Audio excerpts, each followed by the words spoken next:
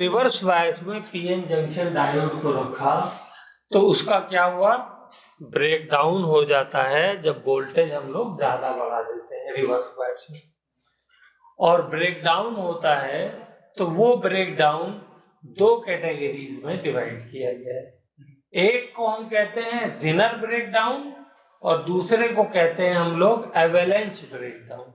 ठीक है, तो सबसे पहले हम लोग जिनर ब्रेक डाउन के पॉइंट्स लिखेंगे, उसका डायग्राम बनाएंगे। ओके, चलिए हो गया जिनर ब्रेक डाउन के। ठीक है, तो पहला क्या हो गया, it takes place in highly doped semiconductor. तो जो सेमीकंडक्टर हाईली डोप्ड होंगे उनके अंदर जिनर ब्रेक डाउन जो है देखने को मिलता है। ठीक, दूसरा, इसके अंदर डिप्लीशन रीजन जो होता है वो थिन होता है। चलो ये वाला पॉइंट तुम बताओ, थिन क्यों होगा? अजीब,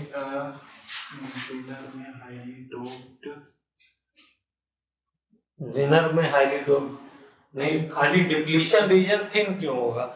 जब डोपिंग ज्यादा होगी तो ये बताइए।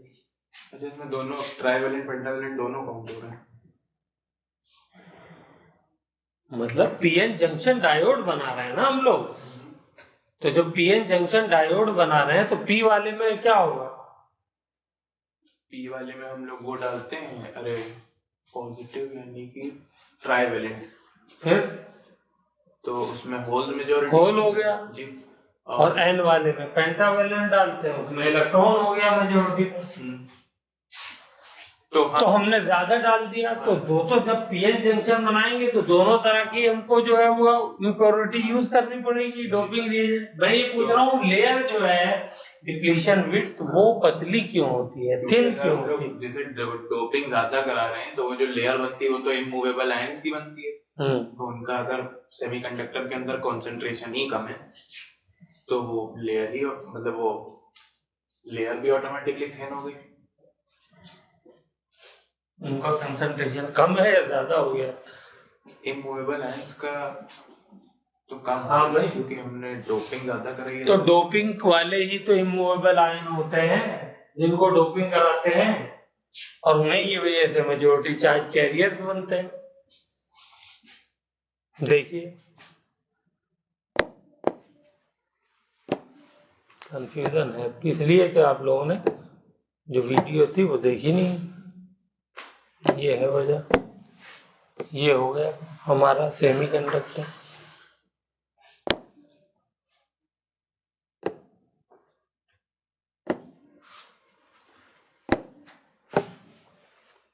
ये इसका रीजन हो गया।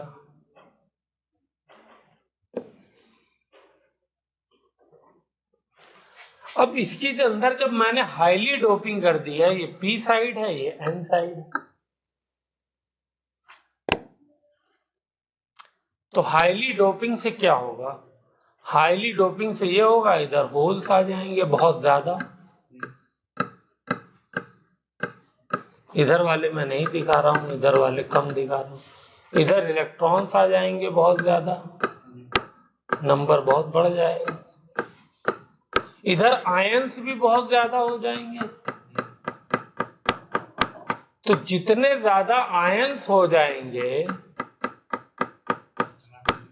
उतना ज्यादा जो है वो क्या हो जाएगा, चार्ज डेंसिटी बढ़ जाएगी, तो उतनी ही स्ट्रॉन्ग इलेक्ट्रिक फील्ड हो जाएगी। स्ट्रॉन्ग इलेक्ट्रिक फील्ड हो जाएगी तो ये इलेक्ट्रॉन मूव करना बंद कर देंगे, मेजॉरिटी वाले जो डिफ्यूजन की वजह से मूव कर रहे थे।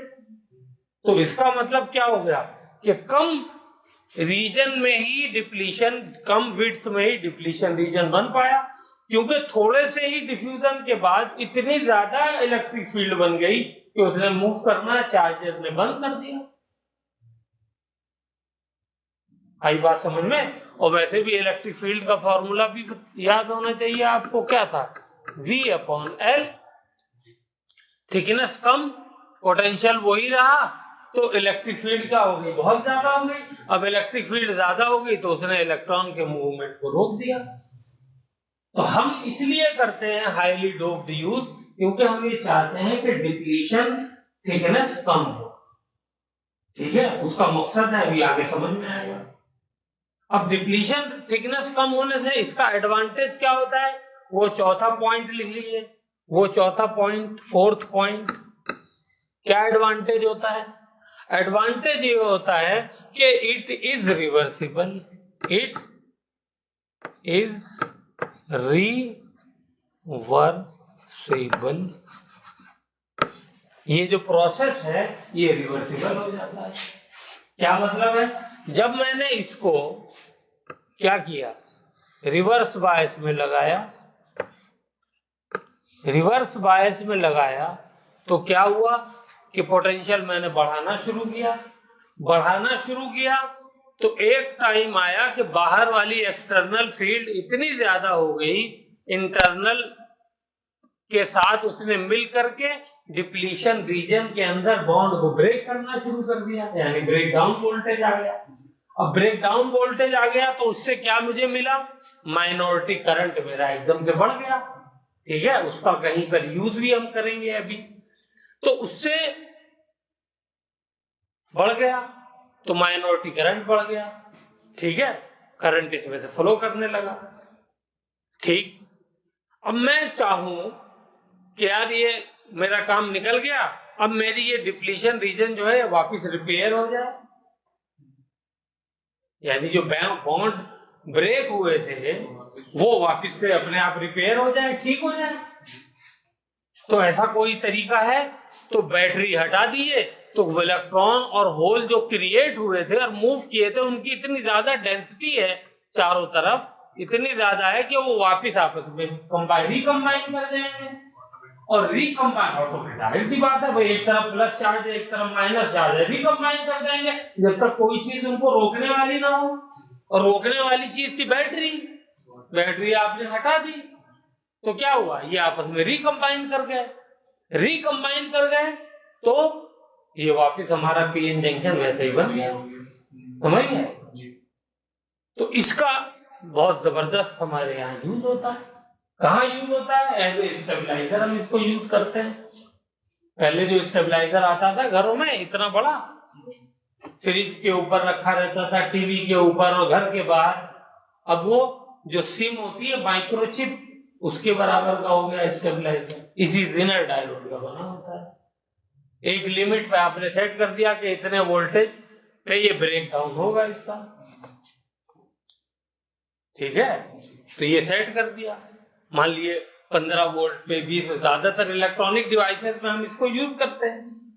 उसी का कॉम्बिनेशन बड़ी जगहों पे यूज कर लेते हैं। तो क्या हो गया कि जैसे ही उस वोल्टेज को क्रॉस करेगा तो हमारी डिवाइस फूक जाएगी। तो हमने उतने उस वोल्टेज से के लेवल का जेनर डायोड लगा दिया है, तो वो जैसे ही उस वोल्टेज पे पहुंचेगा जेनर डायोड जो है ब्रेक हो जाएगा। ब्रेक हो जाएगा तो फिर उसमें से करंट ना फ्लो करके, जो डिवाइस है उसमें से करंट ना फ्लो करके ये अपने के अंदर से करंट फ्लो करने लगेगा, तो उसको सेव कर लेगा अपने अंदर से करंट। जो एक्स्ट्रा करंट आ रहा है जो उसको डैमेज कर सकता था, उसको फूक सकता था, उसको मेल्ट कर सकता था, उसको क्या किया, बचा लिया, अपने आप को ब्रेक कर दिया। और जैसे ही वोल्टेज दोबारा से लेवल पे आएगा तो खुद बहुत रिवर जो है क्या कहते हैं रिपेयर हो जाएगा। ठीक है, तो ये अभी जो है वो इस तरीके से जेनर डायोड का हम लोग यूज करते हैं एज ए स्टेबलाइजर। अभी इसका क्वेश्चन करेंगे तो और क्लियर हो जाएगी चीज। ठीक है, चलिए। हाँ, और इसका सिंबल देखिए क्या होता है। इसका सिंबल, सिंबल ये इसका सिंबल होता है।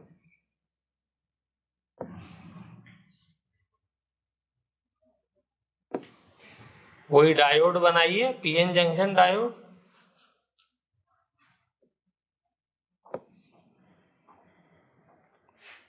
ठीक है, और पीएन जंक्शन डायोड को बस थोड़ा सा ऐसे बना दिए। ठीक है, थोड़ा तिरछा कर दिए तो ये क्या बन गया, जेनर डायोड बन गया। Okay, this is called Zener diode. तो ये हो गई ज़ेनर डायोड की बात। एंड ये ब्रेकडाउन का जो पूरा प्रोसेस है ये ज़ेनर ब्रेकडाउन हो गया। अब हम लोग चलते हैं एवेलेंच ब्रेकडाउन की तरफ। ठीक है, नेक्स्ट है हमारा एवेलेंच ब्रेकडाउन। उसके अंदर क्या होगा, उसके अंदर ब्रेकडाउन ऐसा होगा कि एवेलेंच आ जाएगा। एवेलेंच इसको कहते हैं तबाही, जो बर्फ वगैरह पहाड़ों से एकदम से बड़े बड़े पहाड़, हाँ, लैंडस्लाइड की तरह जब पहाड़ से बर्फ गिरती है तो रास्ते में आने वाली तमाम चीजों को क्या करती है, अपने साथ बहा के ले जाती है। ठीक है ना, उसी के लिए एवेलेंच वर्ड होता है। तो यहाँ पे इलेक्ट्रॉन की बाढ़ आने वाली है और वो ऐसी बाढ़ आएगी कि वो पूरे डायोड को उड़ा देगी। ठीक है, हाँ, और ये इररिपेयरेबल भी होगा। तो इसको हम एवेलेंच ब्रेकडाउन कहते हैं। यहां पर भी ब्रेकडाउन होगा। ओके, तो इसको हम लोग एवेलेंच ब्रेकडाउन करते हैं। इसके भी पॉइंट लिख लेते हैं, चलिए। एवेलेंच ब्रेकडाउन, जैसा कि नाम ही बता रहा है, एवेलेंच ब्रेकडाउन में तूफान आने वाला है। ये किस सेमीकंडक्टर्स के अंदर होता है, लो डोप सेमीकंडक्टर्स में होता है। इसके अंदर डिप्लीशन विड्थ थिक होती है, बड़ी होती है।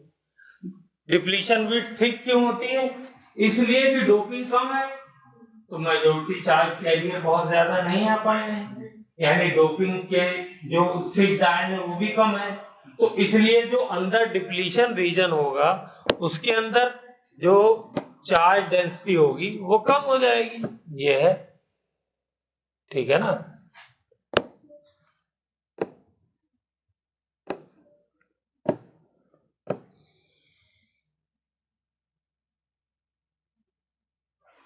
ये रही,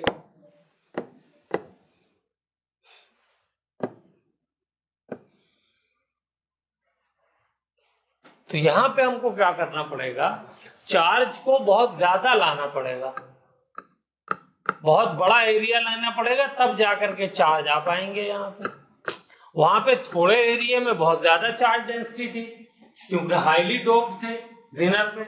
यहां पर क्या है, डोपिंग कम हुई है, तो इसलिए क्या होगा, इतने बड़े एरिया में दो दो चार्ज दिख रहे हैं, जैसे सैंपल के तौर पे मैंने दिया। ठीक है ना, तो यहां पर इतना, क्योंकि माइग्रेशन और डिफ्यूजन ऑफ इलेक्ट्रॉन और होल कब तक होता रहेगा, जब तक कि ये एक्सटर्नल इलेक्ट्रिक फील्ड कितनी ना हो जाए, एक्सटर्नल इलेक्ट्रिक फील्ड इतनी ना हो जाए कि वो, हाँ, मतलब इंटरनल इलेक्ट्रिक फील्ड इतनी ना हो जाए कि वो डिफ्यूजन को रोक दे। ठीक है ना, तो डिफ्यूजन को रोकने के लिए क्या करना पड़ रहा है, ज्यादा से ज्यादा डिफ्यूजन होना पड़ रहा है ताकि इलेक्ट्रिक फील्ड जो है वो स्ट्रॉन्ग हो जाए।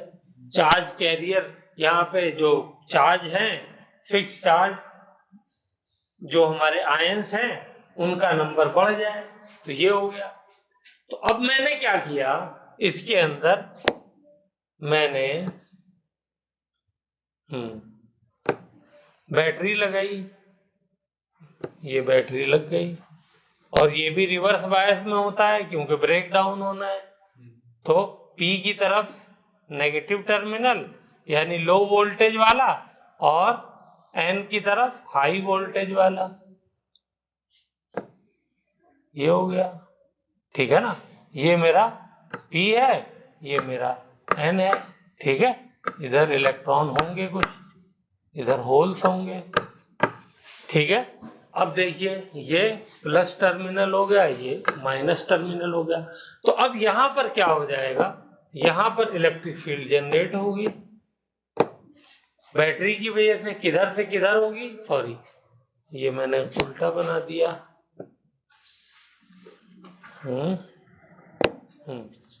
यहां पर नेगेटिव टर्म होगा और इधर पॉजिटिव टर्मिनल, तो यहां पे इलेक्ट्रिक फील्ड जनरेट हो गई इस साइड डायरेक्शन में, एक्सटर्नल वाली, ई बैटरी या ई एक्सटर्नल।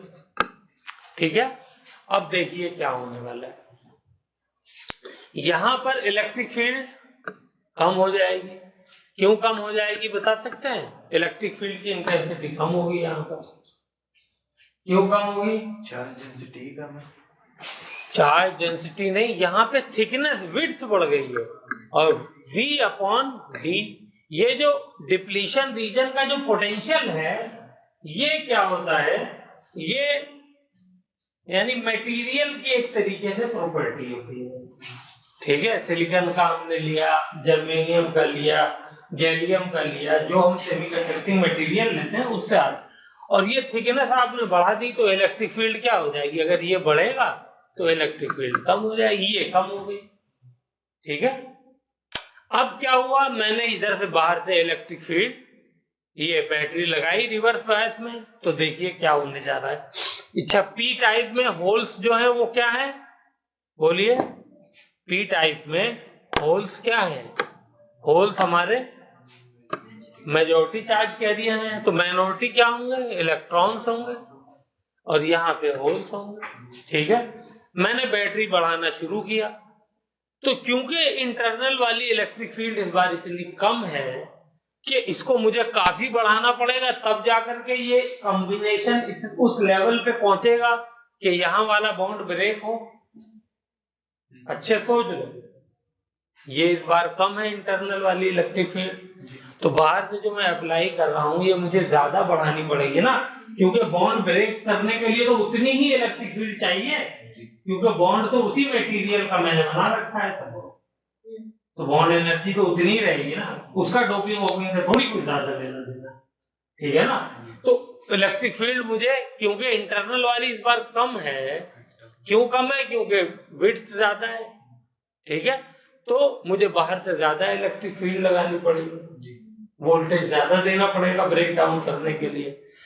तो होगा क्या, आप ध्यान से सुनना है, होगा ये कि इसके ब्रेक होने से पहले ये माइनॉरिटी वाला जो चार्ज है, ये चार्ज इधर को मूव करने लगेगा। आई बात समझ में? क्यों मूव करने लगेगा? भाई इधर प्लस चार्ज है, इसको अट्रैक्ट कर रहा है, इलेक्ट्रिक फील्ड के अपोजिट डायरेक्शन में ये मूव करता है, करेगा नहीं करेगा? तो आप सोचोगे कि वहां पे भी तो करेगा, जेनर डायोड में भी तो करेगा। जेनर डायोड का भी डायग्राम चलो बना देता हूं यहीं पे। ये जेनर डायोड है सपोज, तो यहां पर क्या था, डिप्लीशन रीजन पतला सा था, तो यहां पर क्या हुआ, ये पी टाइप था, ये एन टाइप था, यहां पर होल्स हैं, मेजॉरिटी चार्ज कैरियर इलेक्ट्रॉन्स हैं, और ये एक इलेक्ट्रॉन मैं दिखा देता हूं माइनॉरिटी वाला। तो यहां पर इलेक्ट्रिक फील्ड मैंने जब अप्लाई की रिवर्स बायस में,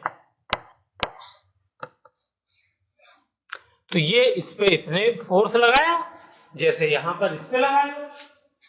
अब यहां पे और यहां पे क्या फर्क है, देखो, एक तो यहां पर अभी इलेक्ट्रिक फील्ड उतनी पहुंच नहीं पाई कि इसको बहुत ज्यादा ताकत से ये खींच पाए, लेकिन खींचेगी भी तो क्या होगा कि ये जो डिप्लीशन रीजन है ये है पतला सा, तो ये इसको पार करने में टाइम नहीं लगाएगा, फट से क्रॉस कर जाएगा। ठीक है ना, ये पूरी कहानियां हैं, इसीलिए मैं कह रहा हूं कि इसको सुन लिया करिए वीडियो। यहां पर क्या होने वाला है, ये फौरन क्रॉस नहीं कर पाएगा, क्यों? क्योंकि इसकी विड्थ ज्यादा है, और हमको मालूम है यहां पर इलेक्ट्रिक फील्ड दोनों ऐड हो रही है, एक्सटर्नल वाली भी इंटरनल वाली भी, उसके अंदर इलेक्ट्रिक फील्ड की क्वांटिटी बहुत ज्यादा हो चुकी है। ठीक है ना, काफी ज्यादा है, अभी ब्रेक नहीं कर पाया है बॉन्ड को, लेकिन फिर भी बहुत ज्यादा है ना। तो अब क्या होगा कि ये विड्थ ज्यादा होने की वजह से हमें मालूम है जब इलेक्ट्रिक फील्ड में इलेक्ट्रॉन होता है उस पर फोर्स लगता है,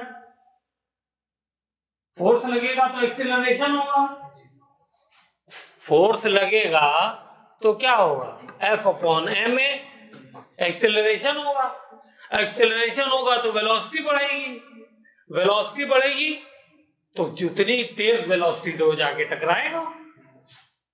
ठीक है, कभी टकरा के नहीं टूटा तो छटक के फिर वापस जाएगा, फिर वापस आएगा उसी एक्सेलरेशन के साथ। समझ रहे हैं, बढ़ता रहेगा। तो यहाँ पे ज्यादा देर तक एक्सेलरेट होगा, ज्यादा हाई यानी फोर्स के साथ एक्सेलरेशन होगा, तो वो एक्सेलरेशन इतना ज्यादा हो जाता है और इतनी ज्यादा काइनेटिक एनर्जी हो जाती है इस इलेक्ट्रॉन की, जो माइनॉरिटी चार्ज कैरियर वाला पी टाइप से आ रहा है, कि वो जो कोवेलेंट बॉन्ड वाले इलेक्ट्रॉन्स हैं इनसे टकरा करके इनको ब्रेक कर देता है। ठीक है, और जब उनको ब्रेक करता है तो वो दूसरे को जाकर के टकराते हैं, वो दूसरों को ब्रेक करते हैं, और ये सिलसिला शुरू हो जाता है, वो तीसरे को, और फिर 3 बन गया तो 3 और को है, और फिर वो 6 हो गया तो 6 और को, और इस तरीके से ये सिलसिला कंटिन्यू रहता है, और ऐसा हो जाता है जैसे थोड़ी देर में तूफान आ गया। ठीक है जी। और पूरा का पूरा ये हमारा जो डायोड है पीएन डायोड, ये क्या हो गया, पीएन जंक्शन डायोड, ये तबाह बर्बाद हो जाता है। आ गई बात समझ में? हाँ। जबकि जिनर डायोड में क्या हुआ, जिनर डायोड में थिकनेस जो थी डिप्लीशन रीजन की, ये थी कम, तो ये टकराने का इसके अंदर इतना मौका मिल नहीं पाया, खट से क्रॉस कर गया। यहां पे थिकनेस है ज्यादा, तो यहां पे देर तक वो रहता है, तो इसलिए यहां पे टकराने के चांसेस प्रोबेबिलिटी ज्यादा है। तो जब प्रोबेबिलिटी ज्यादा है तो फिर टकराता है, और टकराने के बाद फिर इस तरीके से मल्टीप्लाई होता है कि पूरा का पूरा ये जो डायोड है ये ब्रेक होता है। ठीक है, और ऐसा ब्रेक होता है कि इरिवर्सिबल होता है। यहाँ पर तो रिवर्सिबल होता है, जिनर ब्रेकडाउन में आपने बैटरी हटाई, वो फिर से रिकम्बाइन कर जाते हैं, डेंसिटी भी उनकी इलेक्ट्रॉन होल की इतनी ज्यादा होती है कि वो करीब करीब होते हैं, आ जाते हैं। यहाँ पे डेंसिटी भी कम है तो वो रिकम्बाइन नहीं कर पाते। कोई प्रॉब्लम लग रही है? अच्छा, देख लो है, ब्रेक ले ले 2 मिनट का। क्या हो गया? मैं ग्राफ बनाऊं तो वो ग्राफ अगर मैं कहाँ गया, यहीं पर बनाता हूं। चलिए।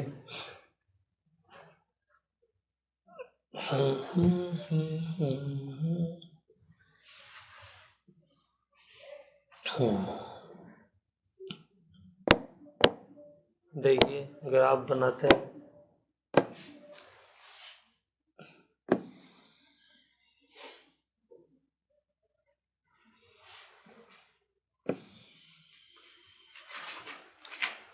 तो ये रिवर्स बायस का ग्राफ कैसा होता है, रिवर्स बायस का ग्राफ ये होता है, ठीक है ना, और एक टाइम पे जाकर के ब्रेक हो जाता है।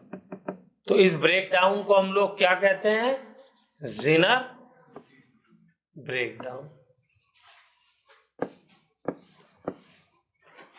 वैसे अभी तक ब्रेकडाउन हमने कहा था, जिनर कह दिया।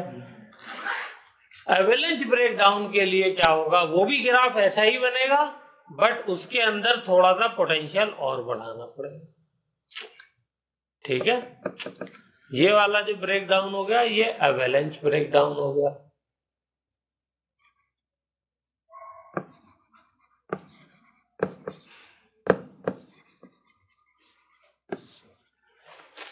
आई बात समझ में? This is average breakdown.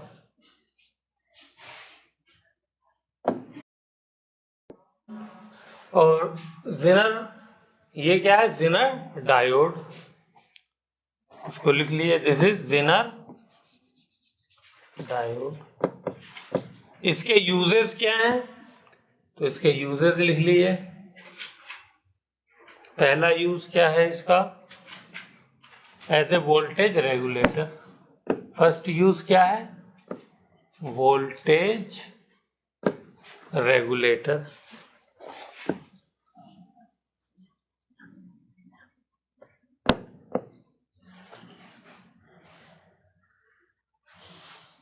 ठीक है,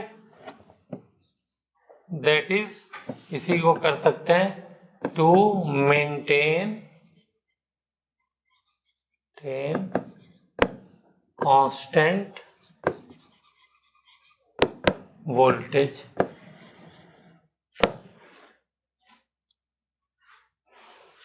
ठीक है।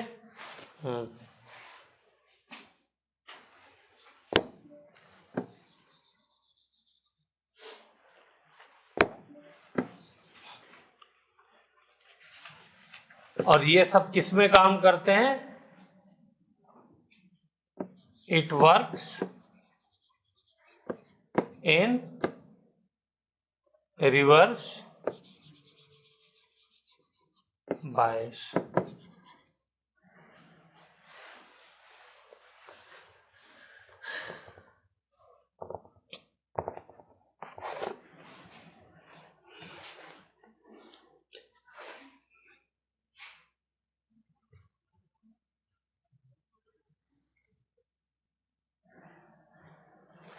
चलिए देखिए एक क्वेश्चन करते हैं, उससे और क्लियर हो जाएगी बात। सर्किट है, सर्किट में क्या है, एक वेरिएबल वोल्टेज हमने लगा रखा है ये, जिससे हम वोल्टेज वेरी कर सकते हैं, चेंज कर सकते हैं। ये एक रेजिस्टेंस सर्किट में लगा दिया, ठीक है, सर्किट को सपोर्ट करने के लिए। ये लोड रेजिस्टेंस है। लोड रेजिस्टेंस का मतलब जहां पे हम लोग बैटरी से लाइट ले रहे हैं, सपोज फ्रिज लगा हुआ है, पंखा लगा हुआ है, एसी लगा हुआ है, टीवी लगा हुआ है, कुछ भी है, तो यहाँ पे हमने वो लोड लगाया हुआ है। और इसके ये बताइए सीरीज में लगा हुआ जीना डायोड या पैरेलल में लगा हुआ है? पैरेलल में लगा हुआ है, ये देखो, क्योंकि यहां से जो करंट आया, मान लो यहां से करंट क्या निकला, आई निकला, तो आई ही यहाँ पे गया, लेकिन यहाँ पर क्या हो जाएगा, ये आई दो पार्ट में डिवाइड हो जाएगा। एक को मैं आई एल कह सकता हूं और एक को आई जेड कह सकता हूं, क्योंकि वो जेनर डायोड में जाएगा, ठीक है ना। अब जेनर डायोड पे रेटिंग मान लीजिए है कितनी, V Z is equal to 20 volt, 20 volt की रेटिंग। ओके, तो अब देखिए क्या होगा। मैंने, अब मेरी बात ध्यान से सुनिए, अब उसके बाद बनाइएगा। यहां से पोटेंशियल मैंने देना शुरू किया, तो क्या होगा, ये देखिए जेनर डायोड पहले किस में लगा हुआ है, इसका एन टाइप किससे कनेक्टेड है, बैटरी के पॉजिटिव से।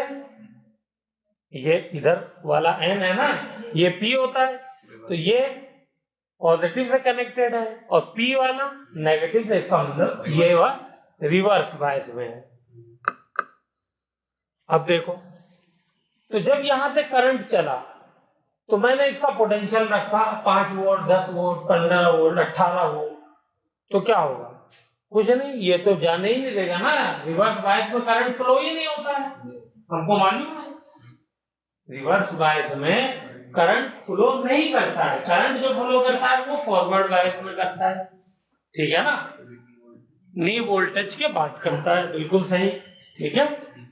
रिवर्स बायस में कोई करंट नहीं फ्लो करता है, ड्रिफ्ट करंट करता है, उसको हम नेग्लेक्ट कर सकते हैं, ठीक। तो सारा करंट जो आई है वो आई एल की फॉर्म में लोड में हमें मिलता रहे है। लेकिन मैंने, अच्छा यहां पे मैंने पोटेंशियल किया 5 वोल्ट, 5 वोल्ट किया, तो यहां पर भी पोटेंशियल क्या मिलेगा बताइए, यहां पे कुछ ड्रॉप होगा पोटेंशियल। मान लिया सपोज यहां पे मैंने पोटेंशियल, अभी यहां पे नहीं कर रहा हूं, यहां पे मैंने पोटेंशियल बढ़ाया, तो यहां पे कुछ पोटेंशियल ड्रॉप होगा, ठीक है। अभी मैं इसको ये नंबर नहीं देता हूं, खाली बस वोल्टेज मैंने ले लिया, ठीक है। तो यहां पे कोई पोटेंशियल आया, मान लीजिए आ गया 10 वोल्ट आ गया, तो यहां पर इसके लोड को भी 10 वोल्ट पोटेंशियल मिल रहा है, जेनर डायोड को भी 10 वोल्ट मिल रहा है। मैंने पोटेंशियल को और बढ़ाया बैटरी से, तो ये क्या हो जाएगा, 15 वोल्ट हो गया मान लीजिए, ठीक है। तो लोड को भी 15 वोल्ट मिलेगा, जेनर को भी 15 वोल्ट मिलेगा, तो क्या जेनर में करंट फ्लो करेगा, नहीं करेगा, क्योंकि वो अपने अंदर से फ्लो करने नहीं देता है करंट। मैंने और बढ़ाया इसको, मान लिया 18 वोल्ट कर दिया, तो क्या करेगा, लोड को पूरा अभी भी वोल्ट मतलब करंट इसी में से जाएगा, इसमें से नहीं जाने देगा। क्यों नहीं जाने देगा? क्योंकि जेनर डायोड पे लिखा हुआ है कि ये 20 वोल्ट तक बर्दाश्त कर सकता है, 20 वोल्ट तक अपने अंदर से कोई करंट फ्लो नहीं करेगा। 20 वोल्ट पे आप ले जाएंगे तब ये क्या हो जाएगा, इसकी ताकत खत्म हो जाएगी, ब्रेक हो जाएगा और फिर अपने अंदर से करंट फ्लो करने देगा। तो अब मैंने क्या किया, नेक्स्ट मैंने ये किया कि इसमें मैंने 20 वोल्ट पास करा दिया। 20 मतलब पोटेंशियल बढ़ा रहा हूं यहां से बैटरी से, तो अब की बार 20 हो गया। ठीक है, ओके। तो अब क्या करेगा, यहां भी 20 हो जाएगा, और 20 हो जाएगा तो अपने अंदर से ये सारा करंट फ्लो करना शुरू कर देगा। आई बात समझ में? जी। अपने अंदर से करंट, अभी तक जो सारा करंट इसमें से तो जा ही नहीं रहा, सारा करंट इसमें से जा रहा था। अब ये क्या हो गया, ये फ्री हो गया, ब्रेक हो गया, और अपने अंदर से करंट मैक्सिमम पास कराना शुरू कर देगा। लिहाजा पोटेंशियल जो है वो क्या हो जाएगा, 20 वोल्ट पे ये, क्योंकि एक दूसरा ऐसा रास्ता मिल गया ना जहां पर रेजिस्टेंस बहुत कम है। करंट के को दो रास्ते दें आप, एक रास्ता है मान लीजिए 20 ओम का है, और एक रास्ता है 1 ओम का, ये 20 ओम है। करंट को कहें कि तुम्हें जाना है, तो करंट क्या करेगा, 1 ओम वाले में से ज्यादा जाएगा, 20 ओम वाले में से जरा सा जाएगा। तो यही हो जाएगा यहां पर कि इसमें से, क्योंकि ये अब ब्रेक हो चुका है, तो इसमें से मैक्सिमम करंट का पार्ट फ्लो करेगा, लिहाजा लोड में से करंट का पार्ट फ्लो नहीं करेगा, कम करेगा, ना के बराबर। तो उससे क्या हो जाएगा, जो हमारी यहाँ पे फ्रिज लगी हुई है RL पे, ये फ्रिज हमारी बच जाएगी, या कंप्यूटर लगा हुआ है वो बच जाएगा, जो भी लगा हुआ है, ठीक है। लेकिन जैसे ही वोल्टेज जो फ्लक्चुएशन हुआ था वो कंट्रोल हो गया, कम हो गया, तो ये वापस क्या हो जाएगा, बन जाएगा।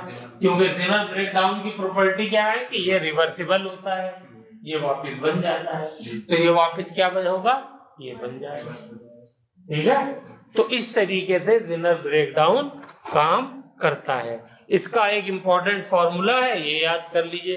ये जो I है, जो हमने इनपुट दिया, ये किस में डिवाइड होता है, IL प्लस IZ। ठीक है, और यहां पर जो पोटेंशियल लोड पे मिलता है VRL, ये हमेशा कितना मिलता है, VZ के बराबर मिलता है, इससे ज्यादा मिल ही नहीं सकता है। ठीक है, जितने भी इस पे प्रॉब्लम बनती है वो इसी दो इक्वेशन पर बनती है। ठीक है, तो अब एक क्वेश्चन मैं दे देता हूं, इस क्वेश्चन को आप लोग कर लीजिए, होमवर्क के लिए दे रहा हूं। ओके, चलिए, मैंने यहां पर है ये इसका 30 वोल्ट, ठीक, बैटरी दे दी, ये मैंने रेजिस्टेंस दे दिया 100 ओम का, ठीक है, और जेनर डायोड जो है इसका पोटेंशियल है 20 वोल्ट, मैंने लिखा है, इसको 20 वोल्ट ही रहने दीजिए। ठीक है, और ये जो लोड है इसका रेजिस्टेंस है मान लीजिए 400 ओम, या 400 की बजाय इसको चलिए 400 ही रहे, 600 ओम कर लीजिए। ठीक, तो इसके अंदर आपको क्या बताना है, IZ बताना है, IZ जेनर करंट बताना है। ये होमवर्क का क्वेश्चन है, इसको आपको करना है।